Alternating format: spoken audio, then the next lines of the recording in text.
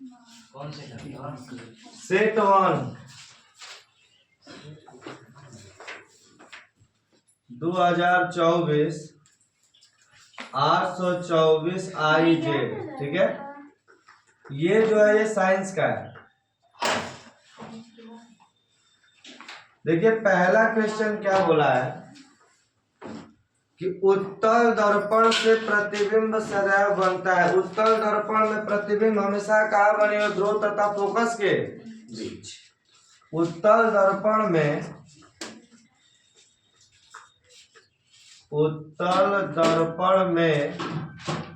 प्रतिबिंब ध्रुव तथा फोकस के बीच में ही बनाया जाएगा, ठीक है। उसके बाद बोल रहा है कि जब प्रकाश की किरण एक माध्यम से दूसरे माध्यम में जाती है तो यह विलंब से क्या होती है? वह कौन सा माध्यम होगा? तो आपको पढ़ाया गया है कि देखो बताओ गया हुआ कि जब प्रकाश के किरण सघन माध्यम से विरल माध्यम में जाए, जब प्रकाश के किरण सघन माध्यम से विरल माध्यम में जाए तो यह विलंब से क्या होला हो? अविलंब से दूर हटता है, अविलंब से दूर हटता है। और जब प्रकाश की किरण विरल माध्यम से सघन माध्यम में जाएगा तो अविलंब की ओर झुक जाएगा, अविलंब की ओर झुक जाएगा। जब प्रकाश की किरण सघन माध्यम से विरल माध्यम में जाती है, चुप पिछड़ा बोलिए।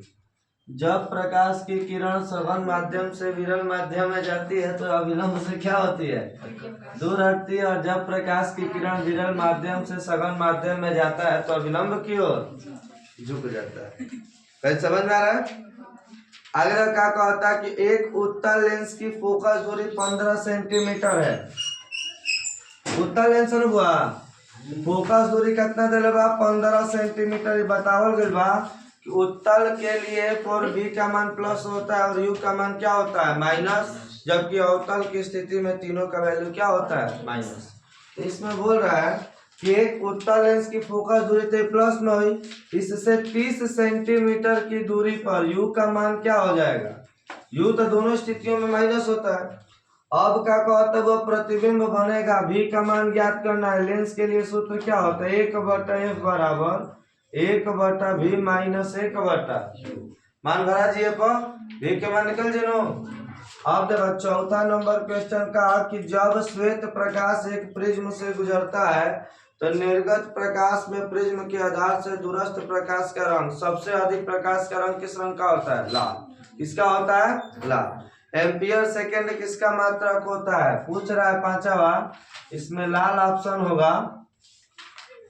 क्या ऑप्शन होगा जी? एम्पियर इंटू सेकेंड पूछ रहा है। पांचवा का क्या पूछ रहा है? एम्पियर इंटू सेकेंड किसका मात्रक है? आप लोग पढ़े हैं कि आई बराबर क्यू बटा। अब बताओ हुआ क्यू बराबर आई इंटू टी हो कि ना हो? धारा का मात्रक क्या होता है? एम्पियर। धारा का मात्रक समय का मात्रक। एम्पियर इंटू सेकेंड क्यू आवेश है ना, तो एम्पियर इंटू सेकेंड किसका मात्रक होता है? आवेश का। एम्पियर इंटू सेकेंड किसका मात्रक होता है जी? आवेश का। किसका मात्रक होता है? आवेश का।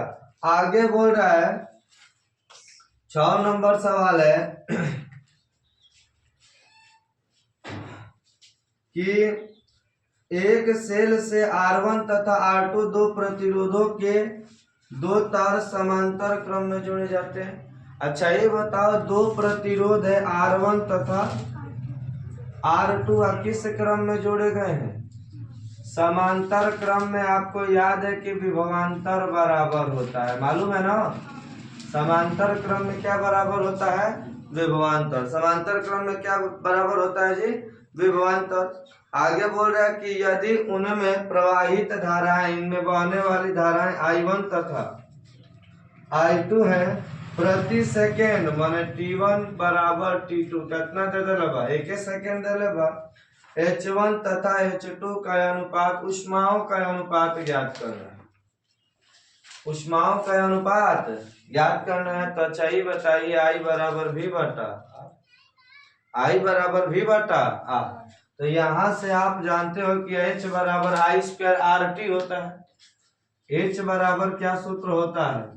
आई स्क्वायर आर टी, यही ना होता है। बताओ व्याकरण में संबंध कहीं भी धार मतलब इसमें लिखा है तो I1 I2 है तो इसको हटा दो तो H1 बराबर यदि बराबर मात्राएं होंगी आई स्क्वायर R1T होगा समीकरण नंबर 1। H2 बराबर आई स्क्वायर R2T समीकरण नंबर, गलती लगा ना हो, कोई धारा का मान अच्छा ही बताओ। H बराबर ये भी तो पढ़े हो V स्क्वायर बटा R इंटू टी, नहीं पढ़े हो? समांतर क्रम में, श्रेणी क्रम नहीं है ना, क्योंकि समांतर क्रम में बहने वाली धारा का मान क्या होता है? समान होता है। तो बताइए H बराबर सूत्र क्या पढ़े हो? V स्क्वायर बटा R टी, W बराबर V स्क्वायर बटा R इंटू टी। तो बताओ W1 बराबर या H1 बराबर क्या हो जी? V के मान बराबर हो समांतर क्रम में बटा में R1 टी के जगह यह पता है के दे लेगा प्रति सेकंड मान 1। H2 बराबर क्या हो जाएगा? V स्क्वायर बटा R2 इंटू टी। तो बताओ समीकरण नंबर 1 का समीकरण नंबर 2, समीकरण 1 बटा समीकरण H1 बटा H2 बराबर क्या हो जाएगा? V स्क्वायर बटा में R1 बटा V स्क्वायर बटा में R2, V स्क्वायर से V स्क्वायर, H1 बटा H2 बराबर R2 बटा में, कोई ऑप्शन है? H1 बटा H2 बराबर R2 बटा R1 पहला ऑप्शन है। समझ में आ गया ना? काहे लागल सूत्र का है कि में समांतर क्रम में जोड़ल गया और समांतर क्रम में जोड़ल जाता है। अब जानते हैं कि समांतर क्रम में विभवांतर का मान क्या होता है? बराबर होता है। और जब समांतर क्रम में विभवांतर का मान बराबर होता है तो बताइए यहाँ से सूत्र क्या लगाएंगे? H बराबर V स्क्वायर बटा R इंटू टी। अच्छा ये बताइए T बराबर V 1 सेकेंड है दोनों के लिए ना, प्रति सेकंड, प्रति सेकंड मान 1 सेकेंड, V का मान बराबर है, इसमें मान भर के निकाल देना है। आगे बोल रहा है चुंबक के क्षेत्र की तीव्रता का मात्रक। चुंबक के क्षेत्र की तीव्रता के कई गो मात्रक बतेले बनी? 4 गो होता है, ठीक है। चुंबक के क्षेत्र की तीव्रता का क्या होता है? पहला बताइए न्यूटन प्रति एम्पियर इंटू मीटर, नहीं स्क्वायर नहीं होता, ओनली मीटर होता है। न्यूटन प्रति एम्पियर इंटू मीटर। दूसरा क्या होता है जी? वेबर प्रति मीटर, वेबर प्रति मीटर। तीसरा क्या होता है? और चौथा क्या होता है? गॉस। एक गॉस बराबर कितना टेस्ला होता है? 10 के घात माइनस 4 टेस्ला। कौन सा ऑप्शन होगा? पहला ऑप्शन लिखा है न्यूटन प्रति एम्पियर इंटू मीटर स्क्वायर, दूसरा लिखा है न्यूटन प्रति एम्पियर इंटू मीटर। न्यूटन प्रति एम्पियर इंटू, इसमें देखिए कोई लिखा है न्यूटन प्रति एम्पियर इंटू, तो ये आपका सही है, ठीक है।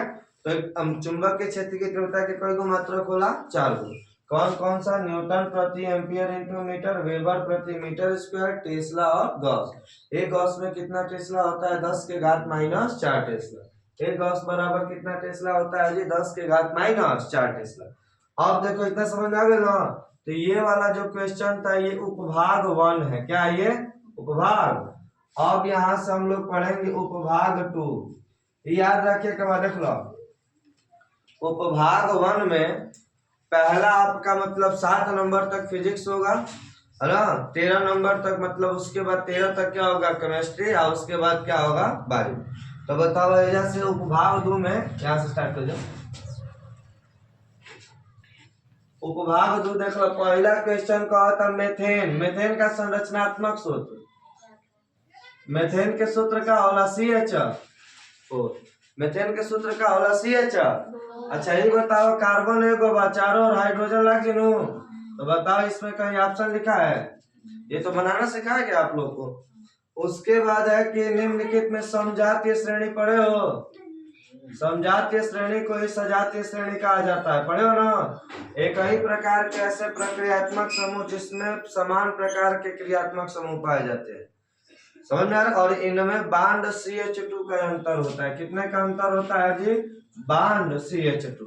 माने देख लो एल्केन बाते एल्केन के समजातीय श्रेणी में, एल्कोहल बाते एल्कोहल के, ईथर बाते ईथर के, एल्कीन बताओ एल्कीन के।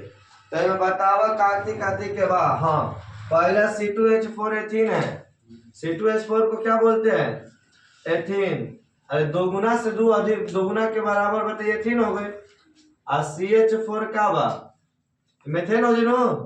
अरे कार्बन एगो बते का नाम मेथेन हो, ये आपका ऑप्शन होगा नहीं। क्योंकि इसमें एल्केन है तो एल्केन होना चाहिए, एथेमेल का, उसके बाद एल्किन है तो एल्किन होना चाहिए, समान प्रकार के उसमें जुड़ने चाहिए, है ना। उसके बाद देखिए दूसरा लिखा है C2H CH4। CH4 को हम लोग क्या बोलेंगे, मेथेन, और C2H6 को क्या बोलेंगे, एथेन। बताओ ये सही बा कि ना। अरे कार्बन के देखो, जब एल्केन का मतलब होता क्या है, जब दो गुना से दो अधिक रही तो एल्केन, दो गुना के बराबर रही तो एल्कीन है, दो गुना से दो कम रही तो एल्काइन। दो गुना के बराबर दो गुना से दो अधिक रही तो एल्केन, दो गुना के बराबर रही तो एल्कीन, और दो गुना से दो कम रही तो का हुई, एल्काइन। तो कार्बन है जा कई गो बा, तो दो एकम दो दो दो दो निके चार दो छह, माने दो अधिक है ना, तो ये आपका समझाते इसलिए नहीं होगा। उसके बाद ये बहुत इंपॉर्टेंट है, लेड नाइट्राइट, लेड, और ये वाला आपका क्वेश्चन था, ये 8 नंबर है और ये 9वां है, और ये कौन सा था 9वां, और ये कौन सा है आपका 10वां। लेड नाइट्रेट पूछ रहा है ना, और लेड नाइट्रेट का सूत्र पूछता है तो PbNO3 का ट्वाइस। लेड नाइट्रेट का सूत्र क्या होता है जी, PbNO3 का ट्वाइस। शुद्ध जल का पीएच मान बताइए कितना होगा, शुद्ध जल का पीएच मान नहीं पढ़े हो, 7 होता है। क्या होता है, यदि पीएच का मान 7 से कम होगा तो कौन सी प्रकृति का होता है, अम्ल। यदि पीएच का मान 7 से कम होता है तो कौन सी प्रकृति का, अम्ल। यदि पीएच का मान 7 के बराबर होता है तो उदासीन।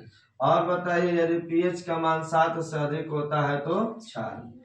शुद्ध जल का पीएच मान कितना होता है, 7। वर्षा के जल का पीएच मान कितना होता है, 7।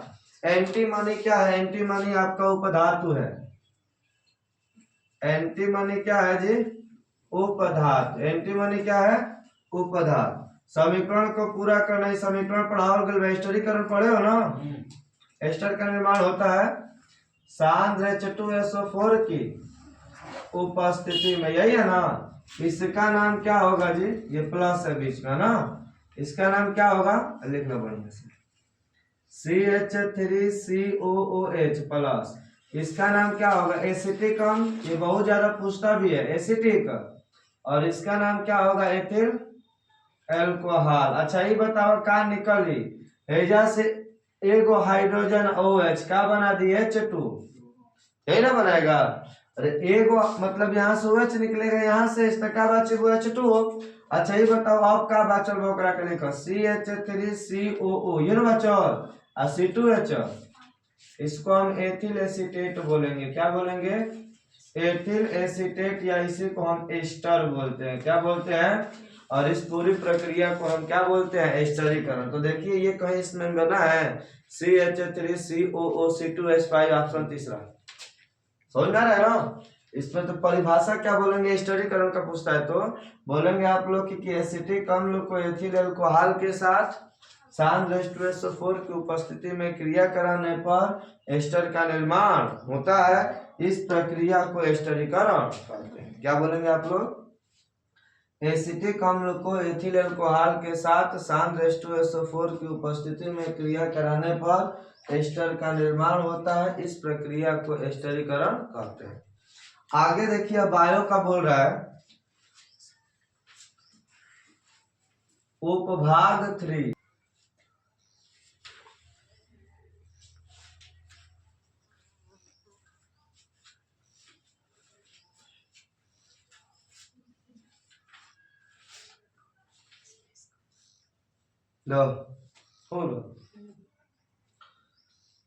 उपभाग 3 में बोला था कि 14 नंबर सवाल है ना, कि कोशिकीय प्रक्रम में ऊर्जा। अच्छा ये बताइए कोशिकाओं में ऊर्जा किसके, कौन से ऊर्जा के रूप में होती है, एटीपी। कोशिकाओं में ऊर्जा किसके रूप में मिलती है, एटीपी। किसके रूप में मिलती है, एटीपी। पीत रस का स्राव कहाँ होता है, यकृत द्वारा, पढ़े हो ना। पीत रस का स्राव, पीत रस का किसके द्वारा होता है जी, यकृत द्वारा। क्या होता है, यकृत द्वारा। पीत रस का स्राव किसके द्वारा होता है, यकृत द्वारा। पराग कोश में क्या होते हैं, पराग कण, ये लिखवाया गया आप लोग को। पराग कोश में क्या होता है? पराग कण। पराग कोश में क्या पाया जाता है? पराग कण। पत्तियों में कलियां किसके द्वारा बढ़ती हैं? ब्रायोफिल्म। किसके द्वारा? ब्रायोफिल्म। पत्तियों में कलियों का विकास किसके द्वारा होता है? पत्तियों पर कलियों का विकास, ये बहुत इंपॉर्टेंट है। किसके द्वारा होता है? ब्रायोफिल्म। किसके द्वारा होता है जी? ब्रायोफिल्म। एक लिंगी फूल का उदाहरण बताइए। अरे पपीता हो जाएगा, पपीते का फूल। अच्छा ये बताओ बीपी कितना होता है हम लोग का? रक्तदाब जिसे बोलते हैं, क्या बोलते हैं? रक्तदाब। ये तो जानते ही आप लोग 120/80 होता है, 120/80। अब लास्ट क्वेश्चन है इसमें कि आहार श्रृंखला का निर्माण कैसे होगा? आहार श्रृंखला का मतलब होता है कि कौन किसको मतलब आहार के रूप में बनाता है। अच्छा ये बताओ, घास को गेहूं खाता है? आहार का मतलब खाना होता है ना? नहीं होगा। पहले घास को बकरी खाती है और बकरी को मानव खाते हैं। अरे कौन से खाते हैं हम लोग ना? तो बताइए ये ऑप्शन सही होगा कि घास को कौन खाता है? बकरी। घास को कौन खाता है? और बकरी को कौन खाता है? मानव। समझ में आ रहा है? घास को कौन खाता है? बकरी। बकरी को कौन खाता है? चलो उतार दो। हाँ